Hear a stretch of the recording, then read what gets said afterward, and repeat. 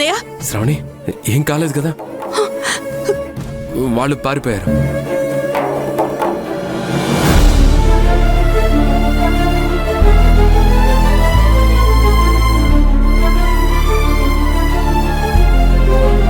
రారా ప్రకాశం. టైం అవుతుందిరా, అందరం పెళ్లి మండపానికి బయలుదేరి వెళ్దాం రండి. నాని, ఆ దండ తీసుకుని మీ బావగారు మెళ్ళో వేయి. అలాగే నాన్న. బావగారు,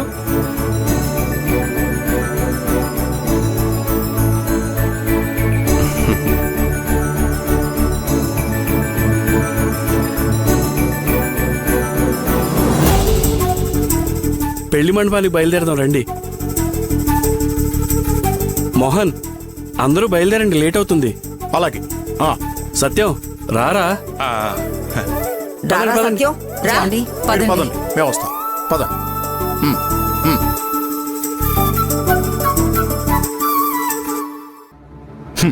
చెత్త వేదవలం.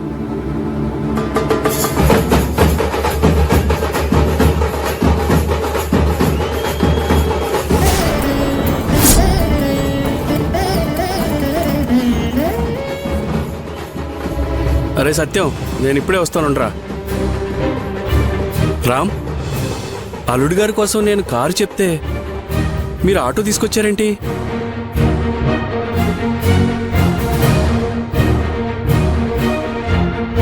అడుగుతుంటే అలా మొహాలు చూసుకుంటారేంటి?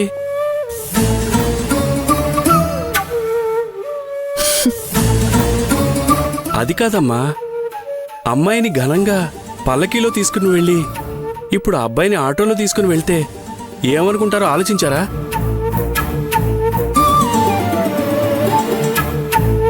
ఈ ఆటో తీసుకుని పక్కన పెట్టి నేను చెప్పిన కారు తీసుకుని రండి. వెళ్ళండి.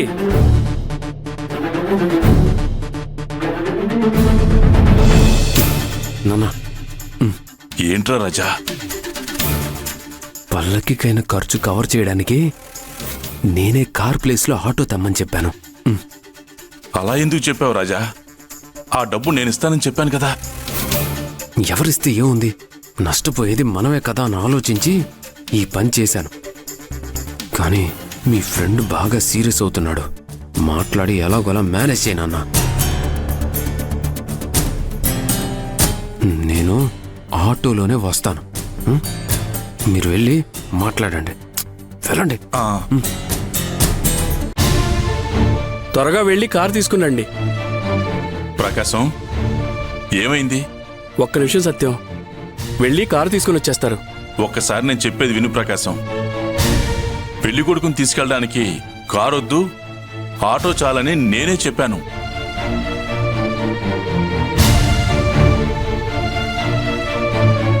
ఓ, ఏంట్రా నువ్వనేది? అవునరా, రాజాని ఆటోలోనే తీసుకెళ్దాం. Daddy, something is wrong. ఏంట్రా నువ్వనేది? నా గెస్ కరెక్ట్ అయితే ఆ పిసినారి రాజాగాడే కారుకి ఎక్కువ డబ్బు ఖర్చు అవుతుందని ఈ ఆటో తెమ్మని చెప్పుంటాడు. ఇప్పుడు ఆ విషయం ఆ వాటర్ క్యాన్ల తనకి తెలియకూడదని సత్యం ఆ అసత్యాన్ని దాచి అసత్యం తన మీద వేసుకుంటున్నాడు. నీ గెస్ కరెక్టే ప్రణు. నాకు అదే డౌట్గా ఉంది. ఇలాంటి సందర్భం మళ్ళీ దొరక్కపోవచ్చు డాడీ. వెళ్ళి ఆ సత్యం పక్కన నిలబడి ప్రకాశంని కడిగి పారేయండి. అన్నయ్య,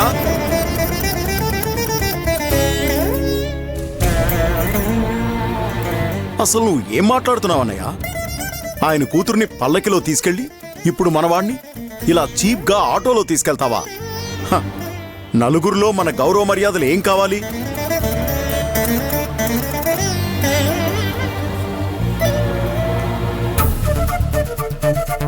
నా ఎక్స్పీరియన్స్లో మగ పెళ్లి వాళ్ళకి ఇంతటి అవమానం జరగడం నేనెక్కడా చూడలేదు.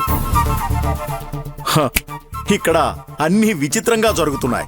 కాబోయే అల్లుణ్ణి ఇలా అవమానిస్తుంటే చూస్తూ ఊరుకునేదే లేదని మొహం మీదే చెప్పన్నయ్యా.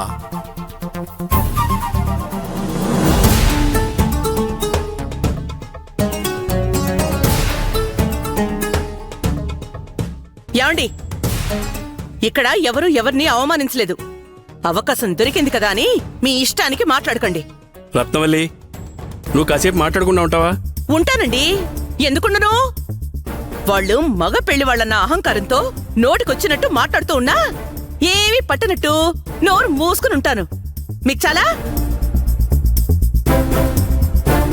తప్పు చేసిన వాళ్ళు నోరు మూసుకొని ఉండక స్టేజ్కి అరుస్తారా ఏంటి? ప్రణీత, ఆటో పెట్టిన విషయం వాళ్ళకి తెలీదు. ఆటో తీసుకురమ్మని చెప్పింది నేనే. గుడి ముందు నుంచొని అబద్ధం చెప్పకండి పెద్దనాన్న.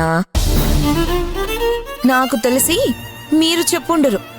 ఎందుకంటే ఏ నాన్నైనా కొడుకుని రాజాలాగా ఊరేగించాలనే అనుకుంటాడు.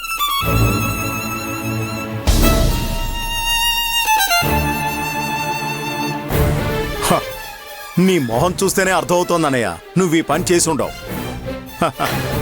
కారుని ఊరించి ఈ ఆటోతో సరిపెట్టారు ఈ ఆడపెళ్లి వాళ్ళు. ఆహా, గ్రేట్.